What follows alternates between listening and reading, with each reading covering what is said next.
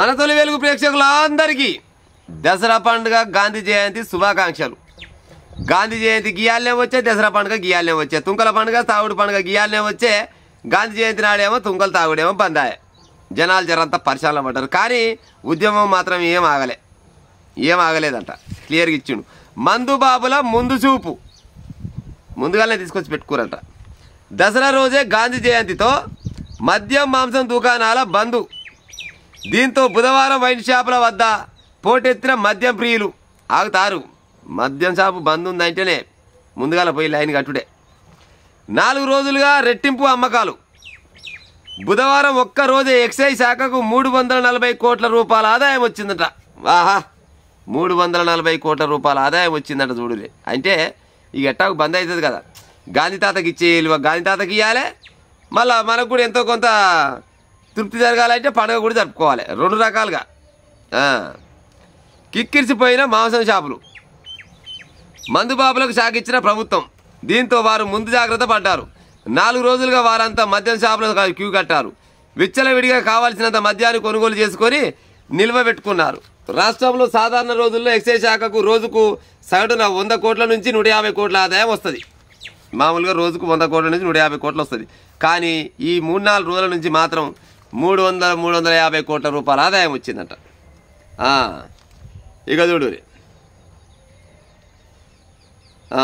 100 కోట్ల నుంచి 150 కోట్ల ఆదాయం వస్తుండగా విజయదశమి కంటే ముందు 4-5 రోజులుగా మద్యం విక్రయాలు భారీగా పెరిగాయి.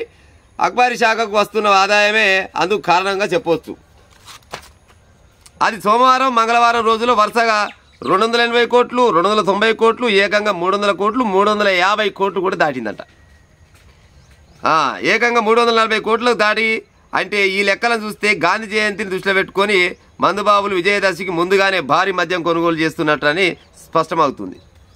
ఏది చేసినా ఎక్కడ చేసినా కానీ తెలంగాణ అంటేనే తెలంగాణే. నాకు తెలిసేది తెలంగాణ ముచ్చట, ఎందుకంటే నా తెలంగాణ కాబట్టి తెలంగాణ దాటి అయితే ఎక్కడ బయటకు పోలేదు. కానీ తెలంగాణ రాష్ట్రంలో దసరా పండుగ వచ్చిందంటే ముక్క సుక్క లేనిది మాత్రం బుక్క దిగదు.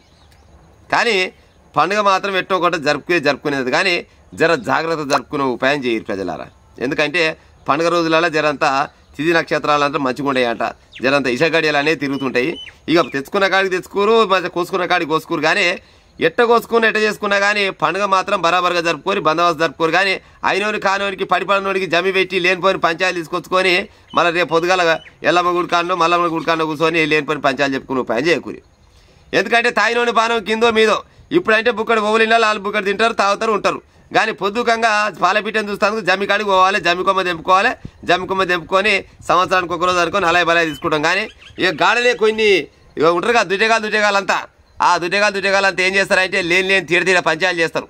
ఇక రానున్న ఏమో ఎలక్షన్లే పాడాయి. ఈ ఎలక్షన్ల సమయంలో ఇదే అదును అనుకొని ఏం చేస్తారంటే లేని తీర మాటలని లేనిపోని పంచాయతీలు పెట్టుకుని ఉపాయం చేస్తారు.